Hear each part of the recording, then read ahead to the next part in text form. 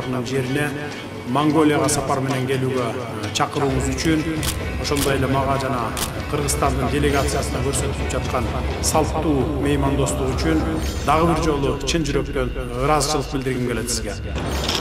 Салам аскар!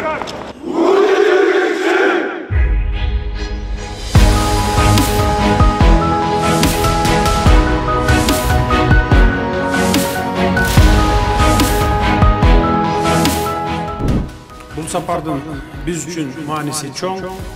Анын башкы максаты Кыргызстан менен жакын, достук мамиледеги Монголиянын ортосундагы саясий, соода экономикалык, инвестициялык, маданий гуманитардык тармактардагы кызматташтыкты андан ары илгерилетүү.